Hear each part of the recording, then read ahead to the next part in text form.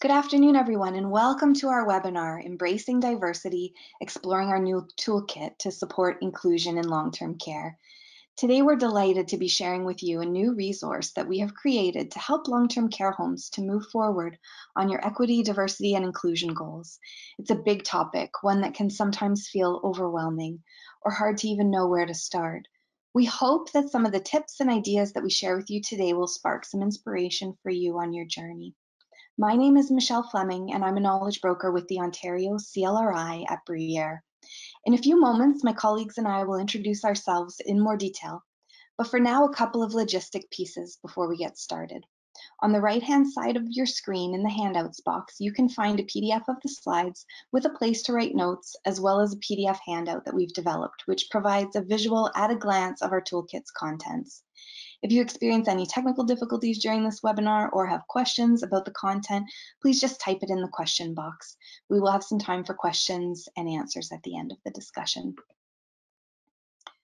We'd like to acknowledge that this work is supported by the Government of Ontario through the Ontario Centres for Learning, Research and Innovation in Long-Term Care. And very briefly, for anybody who hasn't heard of the Ontario CLRI, I want to let you know that what we are all about.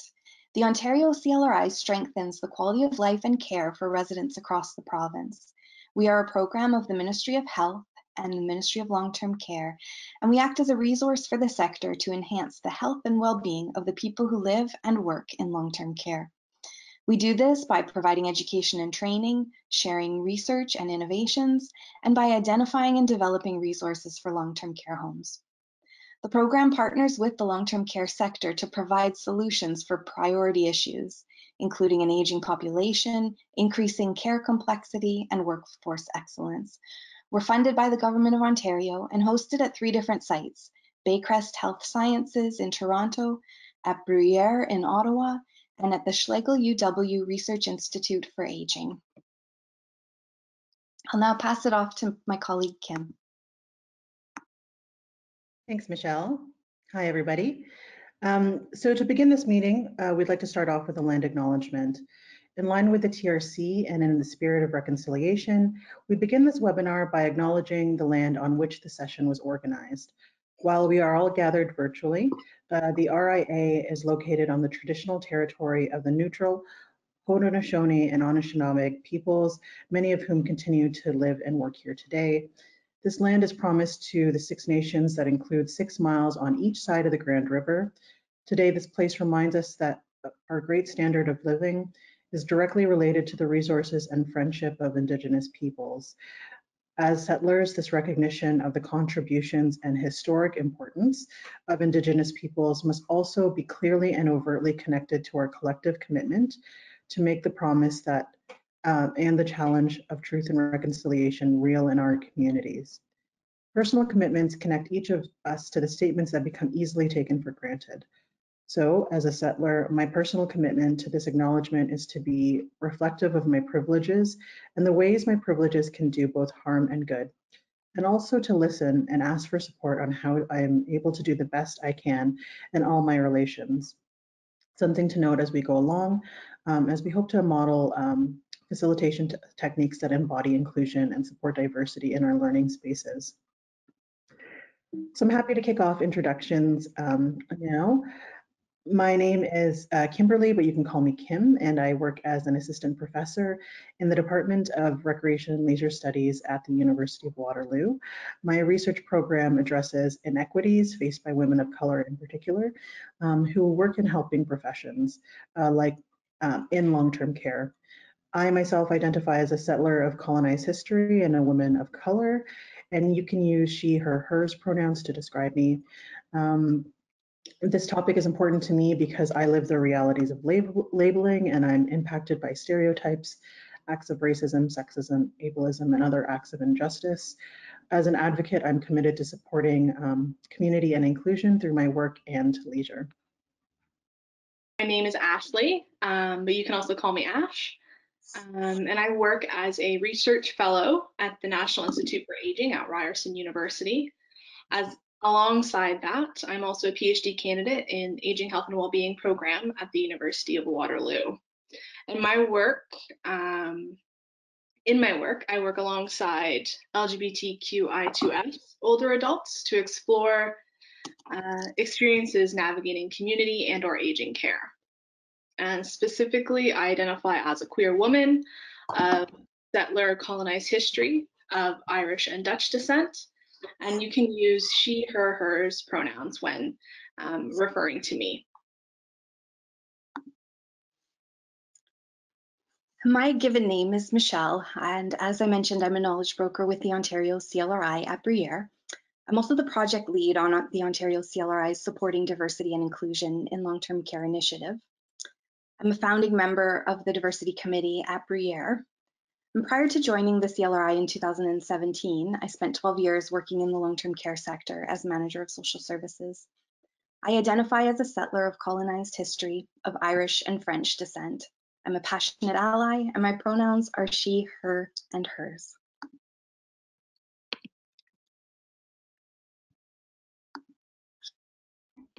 All right, so let's jump right into the content for today.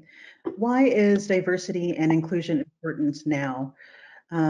We've all been affected by the COVID-19 pandemic, and it has had a devastating impact on long-term care homes and has drastically transformed our daily lives.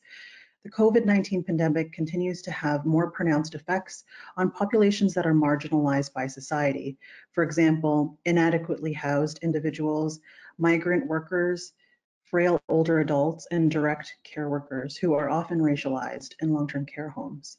Unfortunately, as many of you know, it was only after the dramatic loss of life during the COVID-19 pandemic have we seen some response to the underservicing of older adults in long-term care homes, which have been sorely needed for some time. Further, recent awakenings to the pandemic of systemic racism has also allowed for heightened awareness and increased public discourse around racial discrimination.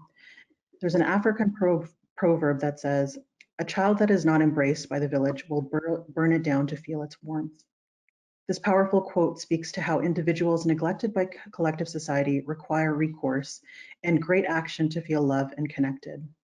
The events that have unfolded over the past several months have shone a bright light on the disparity experienced by some of the marginalized members of Ontario society, namely older adults, Black, Indigenous, and people of color, who are more likely to be employed as care workers in long-term care homes. So now I'll turn it over to Ashley to go over what we'll be talking about in today's webinar. Thanks, Kim. So before we dive into our unpacking of the toolkit, I'd like to quickly remind everyone of our learning objectives for today.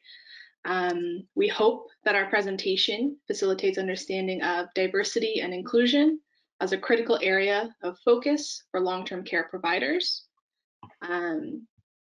Facilitate understandings of the components of our new toolkit and related resources, and also facilitate understandings of strategies to create or enhance welcoming and affirming communities for diverse populations within long-term care communities. In particular, as we all move along our journeys towards equity and inclusion, it's important that we remember that this work is all about facilitating the shift towards becoming long-term care homes that are inclusive for all who live, work, and visit.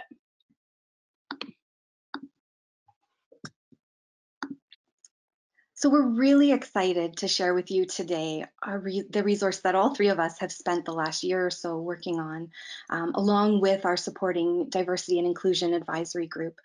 And that group has representatives from across the province. It has folks who work in long-term care, folks that are leadership in long-term care. We also have some residents who live in long-term care who are part of that advisory group, as well as researchers and sector partner organizations, and also individuals with lived experience. Our toolkit is intended to be a practical resource that you can pick up and utilize at whatever step of your journey you might be at. So today we're going to do a bit of a deep dive, as much as we can do in our short time together, that can help you on your journey into inclusion. We want to give you a bit of experience with some of the tools that we have in our toolkit, and hoping that this is going to infuse a bit of enthusiasm and get you starting conversations with your team and your organization. We know that things are very busy right now in long-term care, and it's challenging times for all of us. So I want you to just keep in mind that you can start small, and it's just about moving this forward every day. So in terms of some of the elements of the toolkit we want to tell you about, within the toolkit we have what's called the EDI, Equity, Diversity and Inclusion in Long-Term Care Assessment and Planning tool. This is a tool that we adapted for the long-term care context from a tool that was originally developed by the Regional Municipality of York and subsequently adapted by the Region of Peel. So this tool can help you in your journey by assessing where you're at.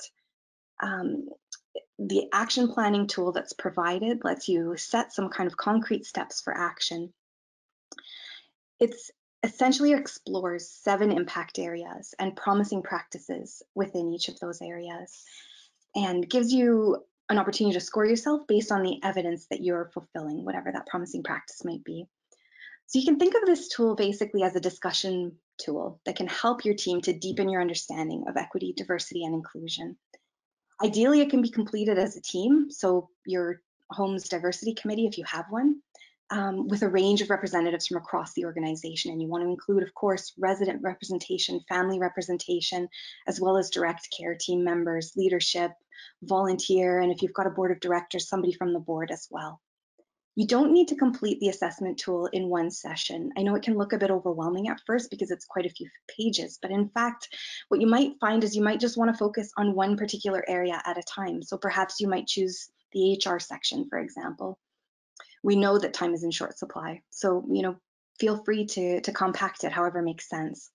The toolkit also highlights some homes across Ontario that have implemented some unique practices that we've included, and we want to really acknowledge their efforts in supporting inclusion and also want to inspire others. So you might see an idea in there that you can adapt for your own organization. And if you have a story about how you're supporting inclusion, we would love to hear from you. Please reach out to me, and we're happy to tell those stories as well to help inspire others.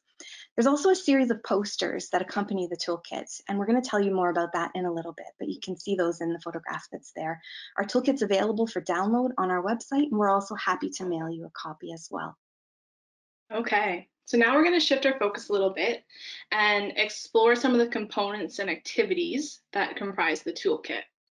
So we're going to kick this all off with a little bit of a self-reflection exercise. So we recognize that the journey to equity and inclusion may begin at different starting points for different individuals and organizations. However, no matter where you're coming from or beginning, self-reflection is an essential step on the path towards self-awareness and also person-centered care. So in particular, self-reflection helps us to think through our assumptions and our biases, recognize change, track progress, and also evaluate what and why we do the things we do within the organizations in which we work. With this in mind, the toolkit includes a series of self-reflection questions to guide you in this process. As we're guide you in this process as a starting point for discussions as we work to increase our sensitivity and create an awareness of equity issues. So today, with the help of Poll Everywhere, which you can open in a separate browser by following the link that's going to be hopefully in the chat box. So through Poll Everywhere, I'm going to guide us all through 3 reflection questions that are based upon questions that are included in the toolkit. And after I read the question aloud, we're going to spend a few minutes on reflection and then sharing those reflections before moving on to the next question. So as you reflect on each question, I encourage you to jot down your thoughts, your feelings, your reactions on a separate piece of paper, a Post-it, whatever you have lying around.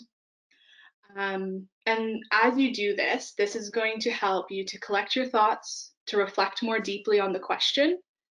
And then once you've done that, you can pop your responses or reflections into Poll Everywhere or into the chat box. But before you do that, just a couple notes. If you are concerned about anonymity or having your name associated with your reflection, Poll Everywhere is completely anonymous. So So you can choose to share in that way.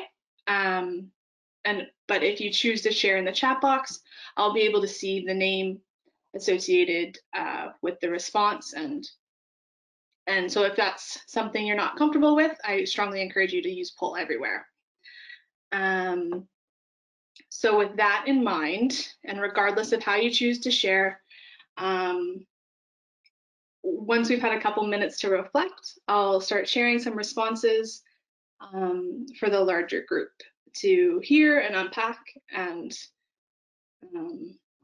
that's how this activity is going to run at the moment.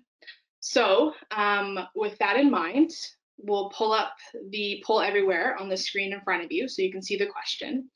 But this question that we're going to start off with is, I'd like you to think of a situation where you felt excluded, invalidated, and or alienated. And what did that feel like? What was that like? So it could have been somewhere where you were bullied or mocked based on something that you couldn't necessarily change. And I'd like you to think about what that experience felt like.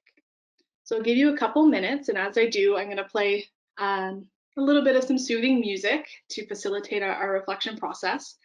And as responses start to pop up into the screen, I'll start sharing them aloud with the group. Okay. Excuse me while I find the music. There we go.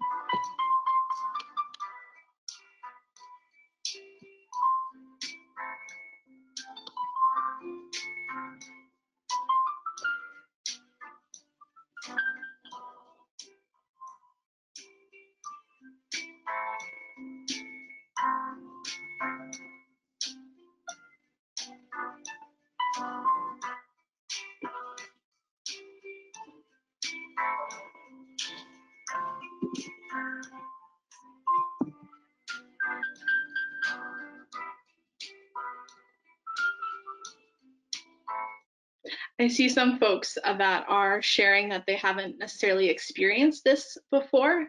And in that case, I'd like to challenge you to think a little bit and step outside your own experience and maybe think a little deeply about what it may have felt like, what folks of different positionalities may have felt in situations like that.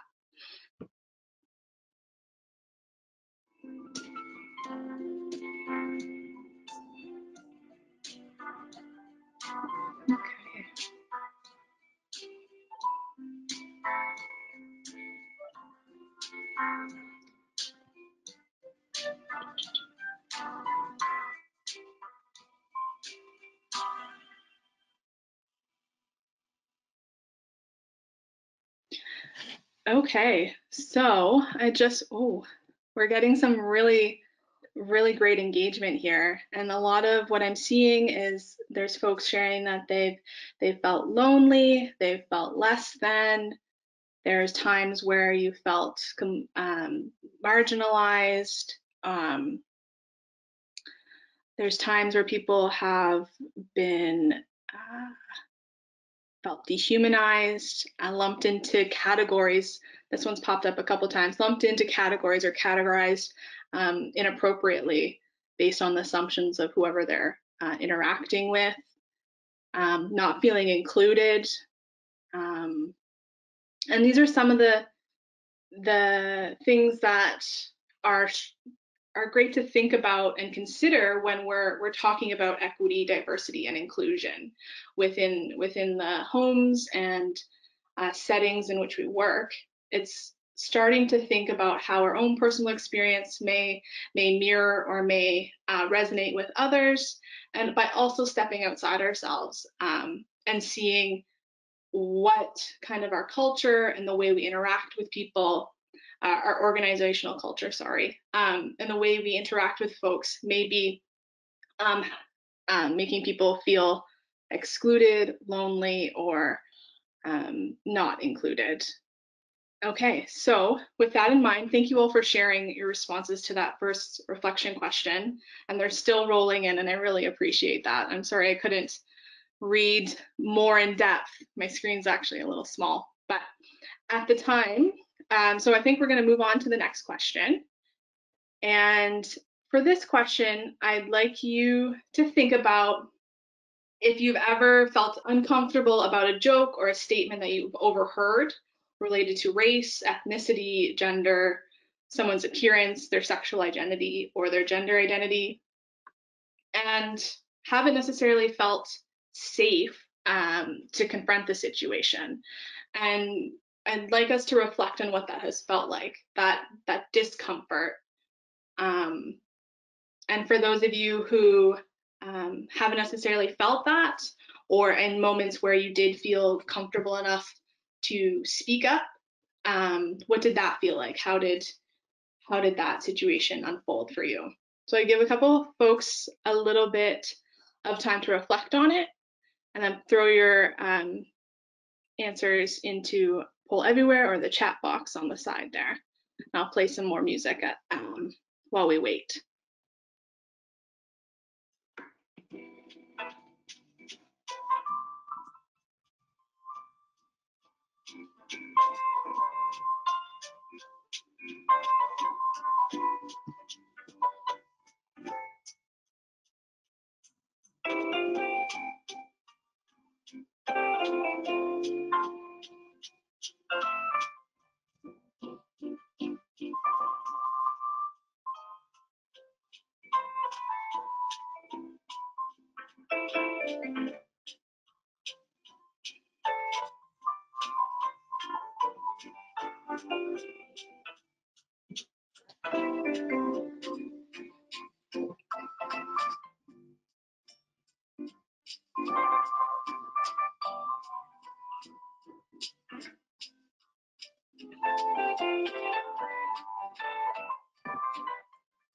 Okay, so we've got quite a few responses rolling in, and we have a mix of people who have felt comfortable. There's some people that felt comfortable and safe in some situations and not in others.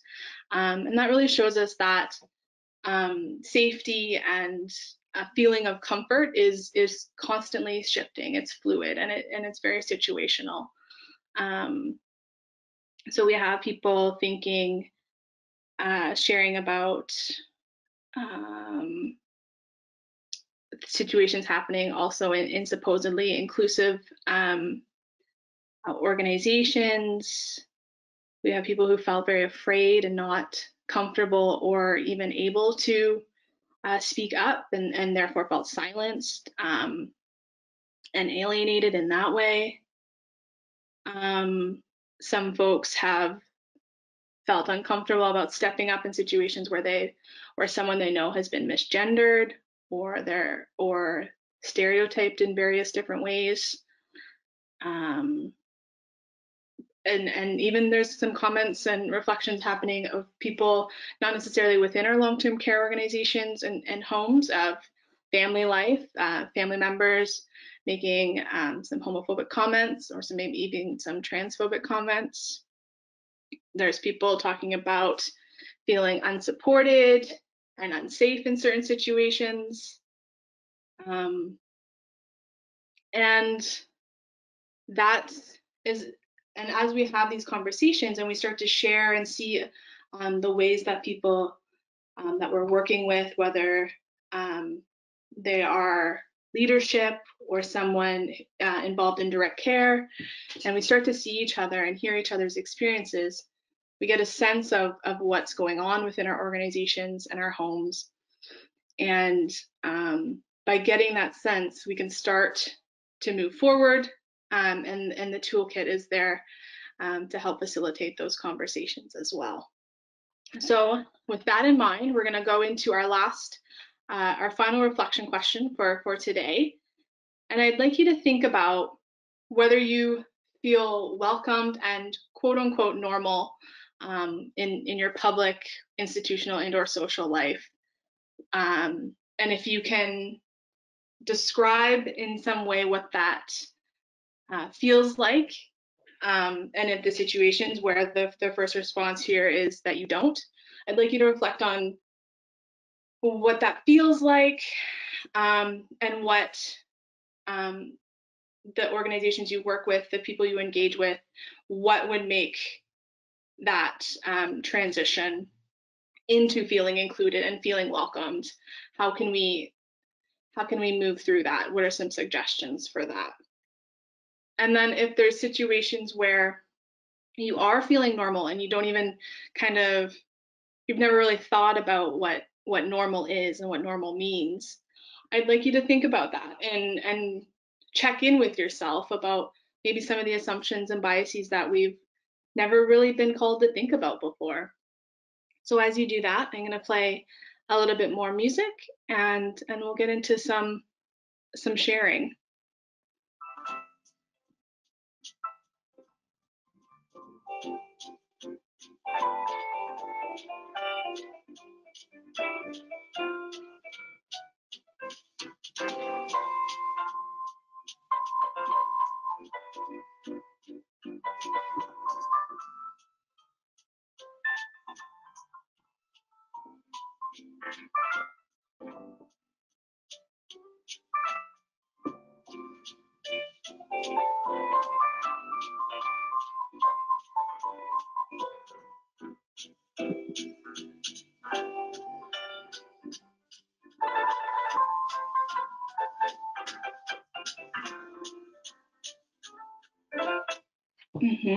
We have lots of great questions about people starting to think about what normal even means and what that means within our lives and within the lives of the folks that we interact with.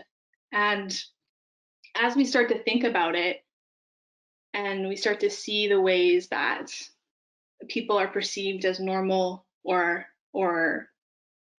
beyond our definitions of normal, we can start to see the influences that are in place, whether it's the stigma one person shared of being a single woman with no kids and the expectations of family life for women especially. We've got people questioning if we even use the word normal anymore. And that's a great question. That's why it's up there in quotes, and I say quote unquote normal, because as we start to think about what normal means, we just have more questions of what it means and who it includes and who it doesn't, and whether that's even a space that is useful within conversations by placing people into boxes of normal or not normal. Great questions and great responses coming through, and I really appreciate people's vulnerability in sharing through this space. But with that in mind, I'm going to wrap it up. I really appreciate everybody sharing, and I'm going to hand things back over to Michelle so that we can get into some of the. Right now, we're going to share a video from Kensington Health about the toolkit and their experience with it. So thank you all again. Sorry, Ashley, I didn't mean to pop on quite so abruptly. No worries. Wow, powerful sharing, and thank you everybody for your vulnerability and willingness to be real with us today. This is sort of a prerequisite for engaging in this kind of work, and we appreciate your willingness to be open. I think that's a critical element in moving this work forward. So we wanted to share with you a bit of a video that was shared with us by Kensington Health. And Kensington Health is an organization that's located in Toronto, and they're one of the key players on our advisory group. They actually were a member from the very beginning of our provincial group. And we're so grateful that they've taken a few minutes to record a video of their perspectives on the toolkit. And I wanted to say a special thank you to Jem for putting this beautiful video together and taking the time to share thoughts with us. So we're really excited to share your journey and continue working together. So I'm going to turn it over to them.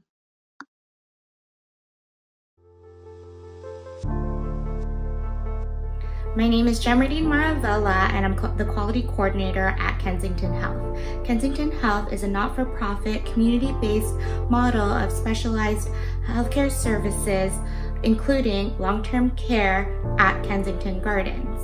I'm also part of the Diversity and Inclusion Committee known as the WRAP Committee, or We Respect All People Committee, and I've been a member for about a year and a half now. I thought the tool was really well organized and had resources for organizations that are just at the beginning of their journey of implementing practices in regards to equity, diversity, and inclusion. It had resources if you're somewhat in the middle of your journey in implementing these practices and just need more of a guidance or a check-in. And for those who are advanced, there are potential new ideas as well as check-ins into their practices. In conjunction with the WRAP committee, we use the organizational assessment tool, which helped us identify areas where the organization was strong at in regards to equity, diversity, and inclusion, as well as areas of improvement. The tool really helped us gain an understanding for how our organization was doing and potential actions we can take. For example, we conduct diversity and inclusion training for staff annually. However, we had no regular evaluation of our equity, inclusion, equity, diversity, and inclusion practices. So how do we measure the effectiveness of our training? So completing the tool as a committee really sparked some interesting conversations. Supporting diversity and inclusion work in long-term care is very important. In a long-term care facility, especially one that is located downtown Toronto, you will come across and encounter many people of various generations and various backgrounds. So the more aware we are of our unconscious biases and take those valuable steps to foster cultural sensitivities, the better patient-centered care we can provide for our community. Personally, the toolkit has allowed me to reflect and explore my own unconscious biases, as well as learn the many different layers of diversity. As for the organization, this toolkit came at a really good time because as a committee, we were looking to grow and extend our reach and impact. And this toolkit was a really good starting point to move towards achieving that goal within the organization.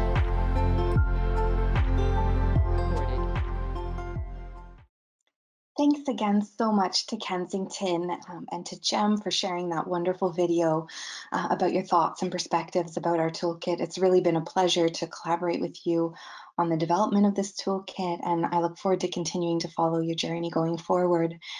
And I want to give just a special shout out to Darla Matheson, who is the Director of Quality at Kensington, for your ongoing participation in our advisory group. You're an excellent addition, and we appreciate learning from you and working together.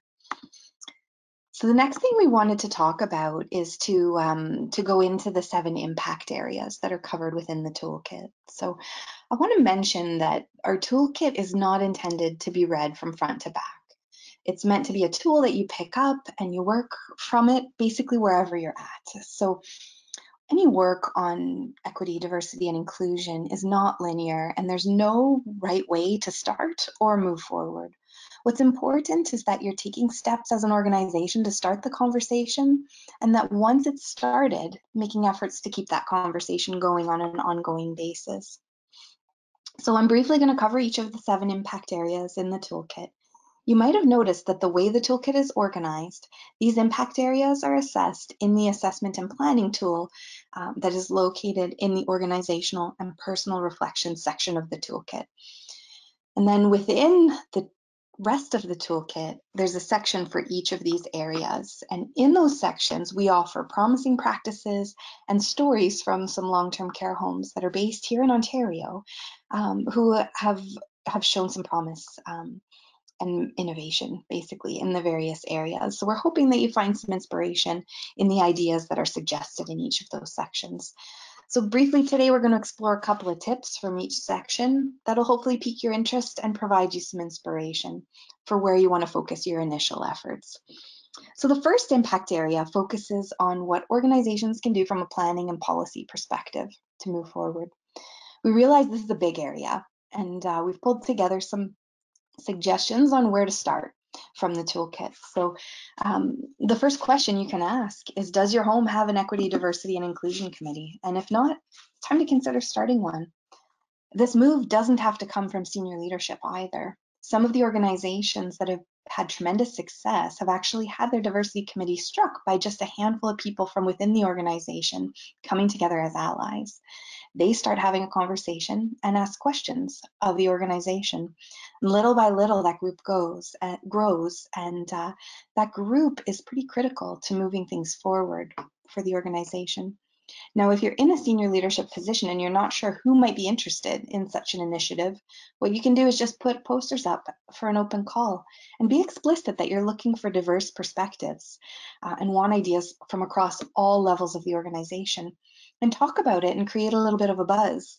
And you'll quickly find out who the folks are who are interested in coming to the table and helping you to bring that work forward. The next step is to make a formal commitment. So this might look like making changes to your mission, vision, and values to be sure that there's a reflection of the priority that your organization is placing on equity and inclusion. Make sure that as you go through the exercise of modifying the mission, vision, and values, that you've got diversity around the table that represents the diversity across the long-term care home. And if you don't, reflect on that and kind of figure out some ways that you can recruit some folks from diverse backgrounds. The third point on the slide is to allocate resources. So time is the most important resource when it comes to this work. If you want your team to be engaged in this work, provide some protected time for this work to be able to actually happen. Invest in some training opportunities to help your team build their skills in this area. And one of the things that's happened as a result of COVID-19 is that more and more training and conferences and webinars are available online. So it may be that training is more affordable than perhaps it might have been in the past. And certainly a lot of organizations are making things available for a low cost, or for some cases for no cost. So if you're interested in learning more about that, I encourage you to reach out to me, and I can point you in the direction of some of the different opportunities that are out there. So the next impact area that we're going to talk about is organizational culture. And a great way to get a pulse on the organizational culture is by having exit interviews with team members who have decided to move on. And this is a step that many organizations, including long-term care, often overlook. As a result, key insights are lost by not learning from those who have left the organization. People leave for a reason, and oftentimes it has something to do with not feeling like they are satisfied in their role, and that may have something to do with the culture of the organization. There's significant investment, as you know, to onboarding new team members, so it's worth understanding why people leave, so that you can hopefully maximize your retention as much as possible. So in the toolkit, we've provided some questions that you could include in exit interviews that'll help you gain some insight into why people have chosen to move on, and what they enjoyed about working at your long-term care home. And you can reflect on that and consider how your organizational culture can be improved. Another thing that you can do is take a walk around your care home and look around. When you walk around the home, try to imagine what it would be like experienced by different individuals. So for example, think about what it would feel like for a refugee who's new to Canada and doesn't speak English, or for a trans person of color. Consider what they would be seeing, hearing, and experiencing as they walk around your care home. Take down some notes after your walkabout and share what you've learned with your team, and encourage them to do the same thing. So some of the questions you might reflect on as you walk around: what signs are there that this is a welcoming and inclusive space? Do you see anything to indicate that? Is there signage in languages that are spoken by residents, families, and team members? Are there indicators that it's an LGBTQI2S friendly organization? Is there signage with fewer words and mainly visual elements to help people of different abilities? How would somebody that's blind be able to navigate around your care home? Are gender neutral washrooms available for visitors and team members? So those are just some of the things you can consider. We've created a couple of posters, as I mentioned at the beginning, to provide homes with some visual indicators of your inclusivity. So for example, we've created a welcome poster with the word welcome in the 40 most common languages spoken in Ontario. You can hang that up by your front entrance. We also have adapted the Golden Rule poster, which was originally developed by Scarborough Missions. And this poster lists the key guiding principle of more than a dozen religious, spiritual, and faith-based practices. This poster would be great near your multi-faith room or chapel. And if you don't have a multi-faith room, maybe you could think about creating a space like that. The third impact area focuses on education and training, which is a pretty critical component of any equity, diversity, and inclusion work. And often this is the area where organizations think is the majority of where the work needs to happen. So they think, oh, we've done some training, check, and then don't revisit it. So I would encourage you to consider diversity, equity, and inclusion training as something that belongs in your education calendar every year. It's a topic that belongs in orientation as well. So as I mentioned earlier, the toolkit has posters which accompany it. And one of the posters that we find has been very well received by folks in long-term care is the What Would You Do poster series. And these posters are intended as conversation starters that can supplement your cultural competency and sensitivity training that you already have in place. The posters depict microaggressions and encourage participants to engage in personal reflections and some open conversations with one another. Our toolkit provides a facilitation guide with suggestions about how to utilize the posters and some facilitation tips and strategies, as well as some discussion questions. So you've basically got everything you need there to have a small education session with your team. And what you might do when you look through those posters, there are, I think, 14 different situations depicted on the poster. So you might just pick a couple of them that are particularly interesting, or something that you know is happening in your home that you've heard about, or perhaps just an area that you want to focus on. So start with a few, and the conversation, it doesn't have to be an hour-long in-service. This could be done on a home area during a huddle, for example, or with the leadership team as kind of an opening to a leadership meeting. There's lots of different ways you could utilize these. You can also post these posters up in a staff area and have people anonymously put some sticky notes up reflecting on what they would do, and then have some conversation later. So there's a few different ways you can utilize them. I would really encourage you to explore that resource. And if you're interested in learning a bit more about facilitating those types of inclusive conversations, I would invite you to join us in October at the virtual This is Long-Term Care conference that Ontario Long-Term Care Association is putting on. We'll be delivering a presentation on that topic. Another thing that you can consider doing for education and training purposes is hosting a diversity cafe or a human library. And these are essentially events that offer a really unique and memorable experience for participants. It involves inviting an individual with lived experience to share their personal story in a conversational type forum. It's a space that is safe and inclusive and allows people to express opinions, share experiences, and ask questions in a respectful manner. It can be a great way for team members, leaders, residents, families, and volunteers to all come together to learn as a group. There's resources that are linked in the toolkit that provide some guidance around how to engage with individuals with lived experience in a sensitive and respectful manner, because that piece is very, very important. When you're asking someone to engage in work that is potentially going to be re-experiencing or retelling their trauma, it's important that we do this in a sensitive manner. So if you're considering going down that road, I encourage you to really read about how to do that in the most appropriate way.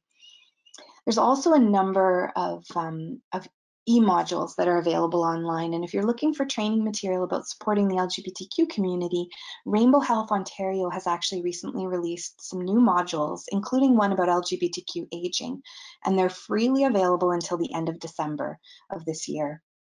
On the CLRI website as well, you can access all of our recorded webinars. And in fact, last year we did 5 webinars about diversity and inclusion topics. So I would encourage you to check out those recordings, because it may be that you'd want to use a small portion of one of those as you're introducing the diversity and inclusion work that you're doing at your organization.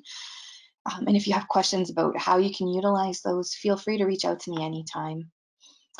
The next area focuses on human resources, and we know that HR has long been a challenging area within long-term care. This has only been exacerbated by the COVID-19 pandemic, unfortunately. And as a result, this might be an area where you're focusing on anyway, and in which case it might be a prime opportunity to put an equity lens on your HR practices to see if there's anything that you could improve in that regard. One consideration is providing some flexibility in scheduling, personal accommodations, and opportunities for feedback. That can go a long way towards improving team member morale and loyalty. So what does this look like in the time of a pandemic? Having an employee assistance program and making sure that your team knows about it. Do what you can to reduce the stigma that people may be experiencing by normalizing conversations about mental health. Check in with your team regularly. Personal connections.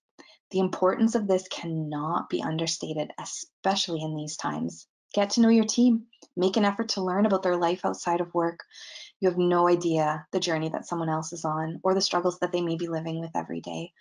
I think our personal reflection exercise this morning, this afternoon, gave us a real window into that. You know, there are a lot of people out there who are hurting, and we need to support each other now more than ever.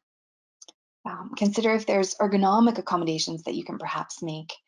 And consider conducting stay interviews. So similar to what I was mentioning a couple minutes ago about exit interviews, maybe consider doing these before someone makes the step of leaving your organization. Take the time to ask, on a somewhat regular basis, is there anything that would make you leave your role?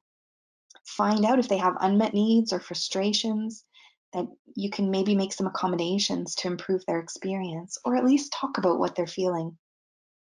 Encourage self-care, list of resources to the team. There's been so many fantastic offerings that have been made available throughout COVID, many of them for free. So share these with your team. And I think this was something we did really well at the beginning of COVID-19.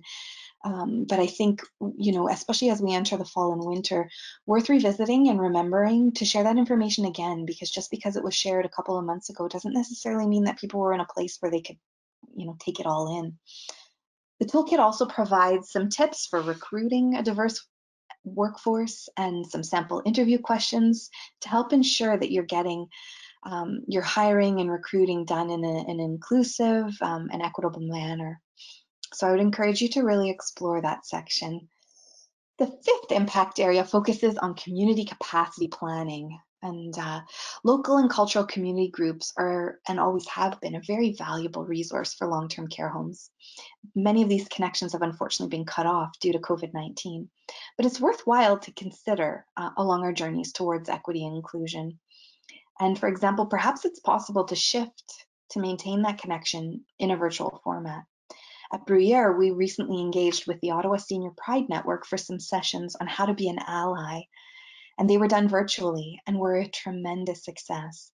Pre-pandemic, we probably would have said that we couldn't do those virtually, that they needed to be in person, but in fact, what we found was that people were highly engaged in the virtual realm, and a lot of vulnerability and sharing happened. And it was a powerful experience and wonderful to maintain that sense of connection with the team as well as with the community. People also expressed that they were really glad to get to think and talk about a topic that wasn't COVID. We're all tired from this and need some reprieve sometime. So give some consideration to community organizations that you've engaged with previously and think about what might be possible. You never know until you ask. The next impact area focuses on resident and family engagement, and this is a topic that is always extremely important, particularly in the times that we're in now. There are a few tools I wanted to kind of point your attention to that relate to this section, and the first one is that there are a number of tools out there to support translation when you don't have formal translation services available. There are apps available, and there's also an excellent printable free resource that was created by Eastern Health in Australia. They created cue cards that are available in 69 languages, and they have graphic representations to help cue a person. And these little cards can be cut out and customized to a communication board for a resident, or communication book, or perhaps a poster that you put in the room. And basically you can use them to help to translate in a moment where a resident is frustrated, or you're not sure quite what they're trying to convey. The link to those cards is in the toolkit, so I'd encourage you to consider checking that out. As well, the Resident Bill of Rights has been translated actually into 20 different languages. Check out the Ontario Association of Residents Council's website to access these versions in different languages. This can be a really helpful way to welcome folks that are new to long-term care by providing this really important information in the language that they're most comfortable in. So, you know, take the time to dig that up and print some out so you have it available to give to new folks that are moving in. Now, when it comes to your resident and your family council, it's important that they represent the diversity of the community and of the care home. So Health Quality Ontario has a fantastic resource that has tips for how to recruit for diversity, how to reduce barriers to participation, how to maintain the diversity among the group as well.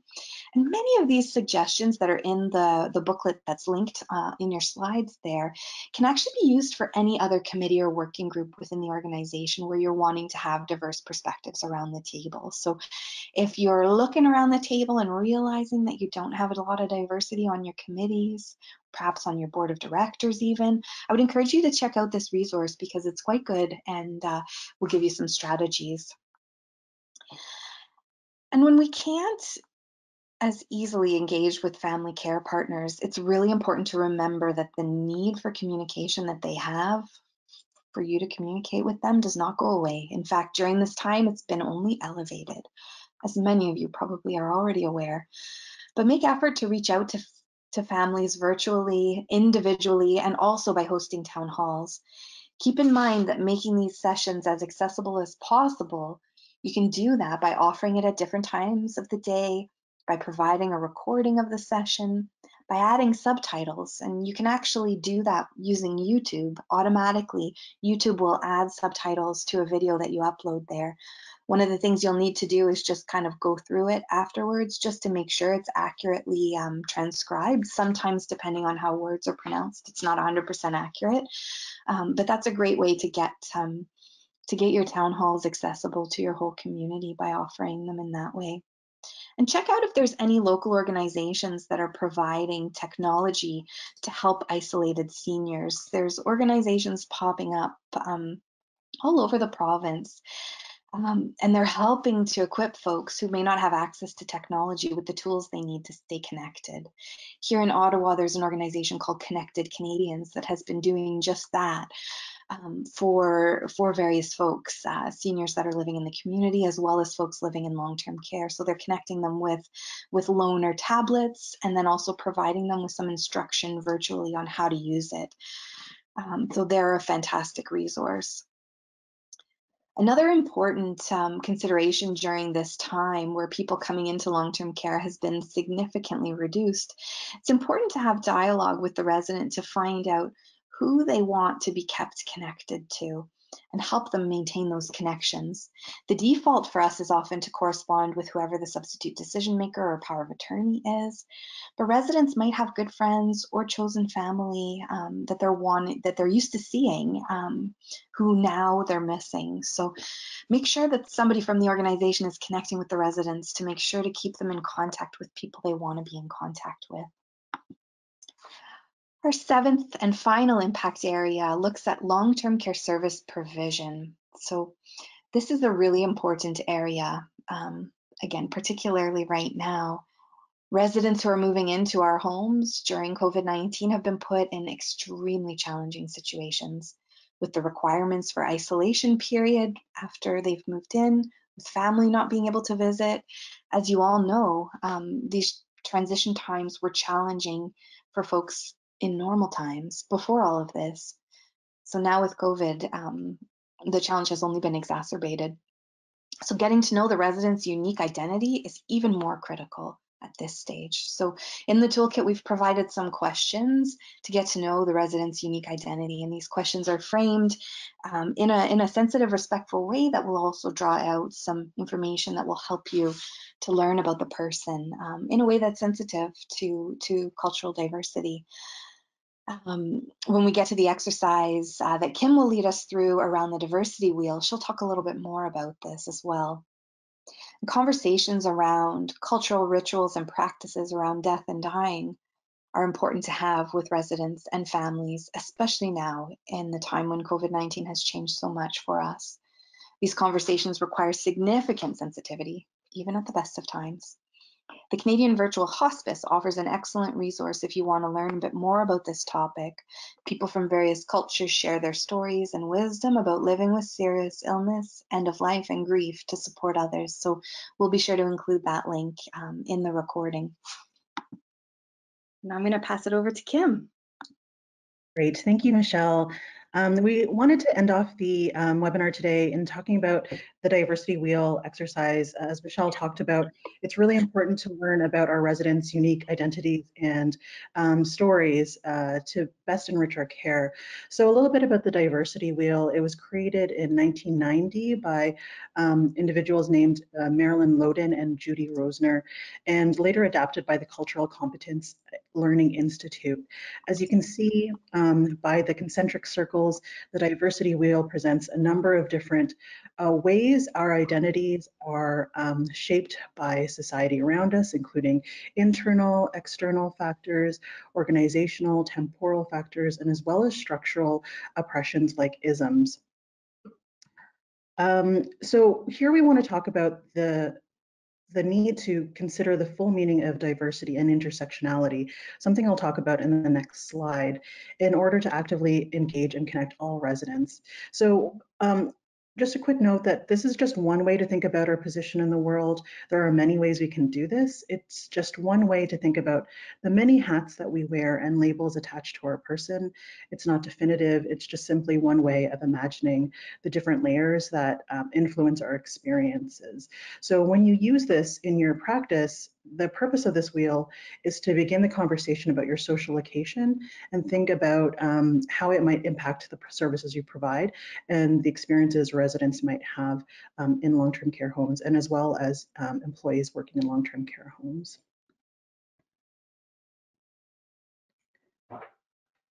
So we can think about intersectionality as the meeting of two or more lines of reference. So when you think about an intersection, we see that an intersection is comprised of two or more lines that cross one another.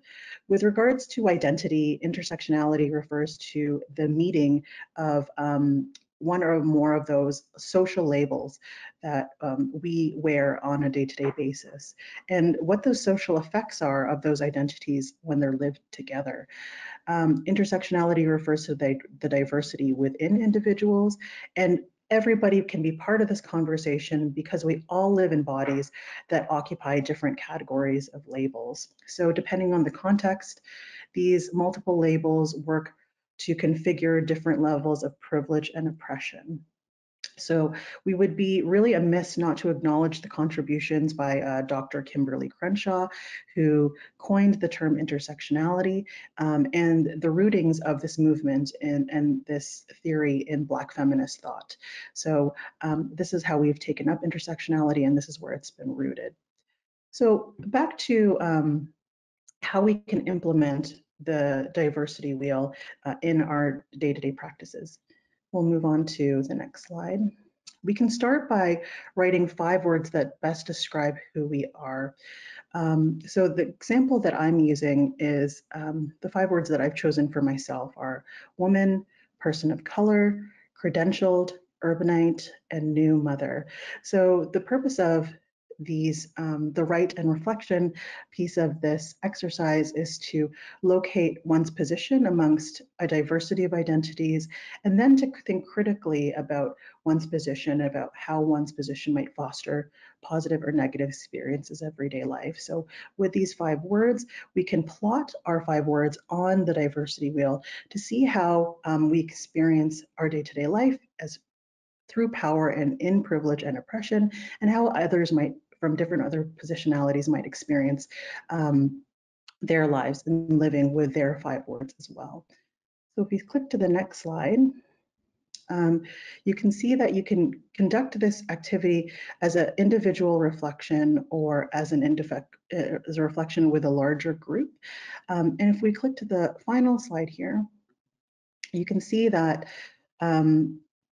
we can think about how our labels could be potentially advantages or disadvantages within the various labels of influence on this wheel. You can see that some of my words, as I've plotted them on the wheel, are both advantages and disadvantages. And this is not uncommon, because as you become more familiar with the forces that play into diversity and inclusion, we see that it's not so simple. It's not so simple that something can be an advantage or just a disadvantage. We see that often these things work in conjunction with each other and can offer both positive and negative experiences based on the identities that we take up. So you'll see that in reality, when we live all of these experiences together, internal, external, organizational factors, isms, and the eras that we grew up in offer both positive and negative experiences depending on the context that we find ourselves in. So as all partners in care, including residents living in long-term care homes, bring with them each of their unique stories and experiences, becoming critically sensitive to how we engage with one another in light of these systemically created privileges and oppressions fosters opportunities for creating more equitable access to experiences and more just treatment of one another. On the bottom left corner of the slide on your screen, you'll see 2 additional resources from the CLRI and the Indigenous Cognition and Aging Awareness Research Exchange for getting to know more about residents and their unique identities. So those links will be available to you if you're looking to know more about how we can engage our residents and to learn about their unique experiences. I'm going to turn it back to Ashley, to wrap us up and revisit our learning objectives for today's meeting. Okay, thank you, Kim. So we hope that this content has given you some material to think through. We also hope that you feel that this webinar has met our 3 learning objectives, which were explaining diversity, or why diversity and inclusion is important for the long-term care sector, offering more explanation about the resources contained within the toolkit, and helping to identify strategies for welcoming and affirming diverse individuals and communities to long-term care homes. So as we continue to see the impact of recent and unprecedented events on the well-being of older Canadians, it becomes increasingly clear that we must work together to address the massive gaps in equity, diversity, and inclusion within long-term care homes across Ontario. It is our responsibility to ensure that programs, policies, and practices contribute to inclusive, welcoming, and affirming environments for all members of the diverse populations who live, work, and visit in long-term care homes. So now it's time we're going to cover some of the questions that folks are asking. So if you haven't already done so and you have a question, I would encourage you to pop it into the questions box. And for now, we'll just get started. So the first question we have is, where do I start? So I don't know, Ashley, if I'm looking at you, do you want to answer? Where do we think folks should start? Put you on the spot. Turned my screen off. Where do we start? I think just recognizing the fact that maybe these conversations about equity, diversity, and inclusion need to happen within our organizations is kind of the first step. And then from there, I'm going to refer us all back to the toolkit, because there's a lot of step-by-step ways of working through the process and our journey on towards equity and inclusion. And as you said, Michelle, like you don't have to tackle it all at once. I know it feels like this, or it can feel like this, like massive, overbearing and overwhelming situation. But if we take it step by step and we work it day by day, and do little things in our individual lives and our individual interactions, and while also having conversations with our colleagues and also residents as well, we can start to kind of chip away at what was once feeling overwhelming. And then as we work our way through, it doesn't quite feel so massive anymore. So. Absolutely. Great answer. Yeah, I think that's the right thing to do, right? And maybe you might borrow some of the questions that we have in our personal reflection section, and perhaps bring one of those questions to a team meeting and just put it out there and have some reflection, maybe have some discussion, and see what comes about.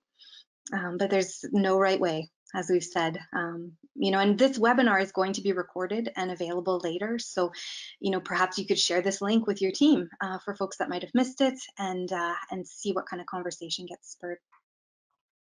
All right, next question. How will this toolkit help with anti-racism efforts? I don't know who wants to take a stab at that one. I can. I think what this toolkit does is it provides a starting point.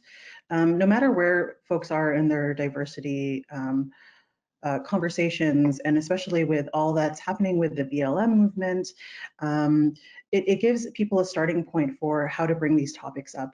You know, traditionally, especially in Canada, we've been very careful about how we take up racism, particularly, and cultural diversity discussions. We often think that sometimes, because we're such a strong community of diverse individuals and multiculturalism is one of our strengths, that we tend to say that we've already got all of these ideas down packed. But we understand now that there is so much more work to do, and it's resources like this toolkit, or like the partners that we've linked through the toolkit, that we can engage in these conversations no matter where we are in our diversity discussion journey, and how we talk about inclusion, and even the words and language that we use on a day-to-day basis. Our vocabulary has expanded and continues to expand about how we can take up these ideas. So even if you're just looking at the glossary in the toolkit, that in itself is creating opportunities for us to have more rich discussions about diversity and inclusion, and how that interacts with things like ageism in long-term care homes, or you know, oppression and racism and those types of things that we experience all together on a day-to-day basis in the places that we work. So definitely, I think it's a starting point, but it's also a way for us to dive deeper into the discussions that we're already having. Great, Kim. So another question just came in, and I'm mindful of time. We've got about 3 minutes left. So do you think there is a need for identity-specific resources, for example, information about specific cultural groups, religions, etc., or is an overarching focus on diversity more appropriate? That's a great question. Do you want me? Can I take a stab at it? Go ahead. Yeah, absolutely. Sure. I think both are needed. I think both definitely are needed to tackle some of the specific, you know, issues that are pertaining to specific identities. Absolutely. You know, there's two sides of our brain that one side hates to differentiate from other groups to make different, because oftentimes making different is seen of as not ideal. But in these circumstances, we need to acknowledge that addressing specific groups individually allows us to better meet their specific group's needs. So there's that piece of it, and there's also this piece of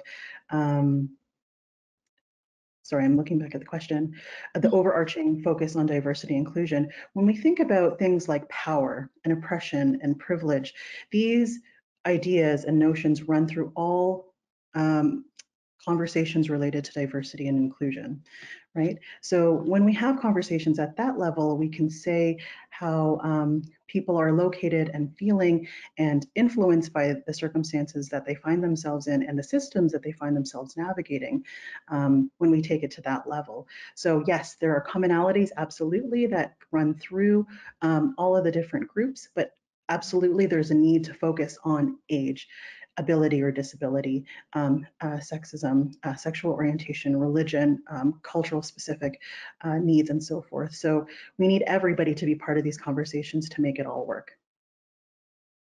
For sure.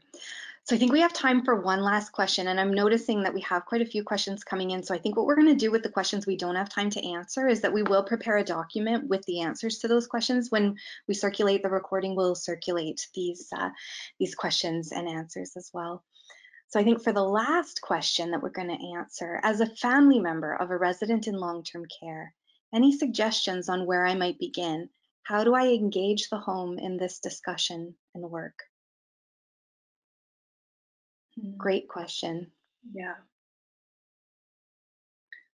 Right off the top of my head, I know that Family Councils of Ontario is doing a lot of great work in this area as well.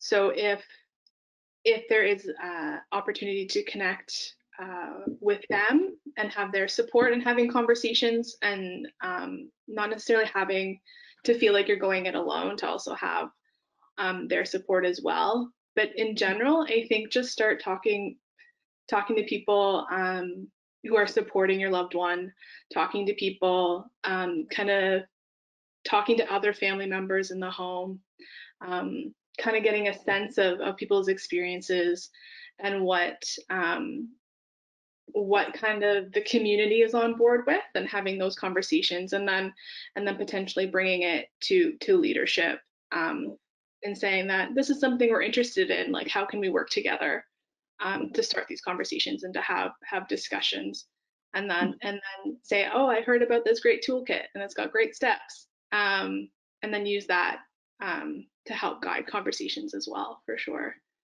That's just something that I could think of right in this moment. Absolutely, that's great, Ashley. And you know, Family Councils Ontario is planning to develop some tools and resources that kind of touch on that family perspective. So I know they did a call out recently. They're looking for some representatives to join their advisory group. So if you're so inclined, that's an opportunity. Or if you don't have time for such an initiative, wait a little bit for those resources to come out. And certainly FCO is part of our advisory group, so we're going to be working hand in hand as they work on that. So that wraps us up. We're past 2:30. Sorry for keeping you an extra minute, but if you're interested in the CLRI's work, follow us on Facebook, Twitter, Instagram, find us on the internet.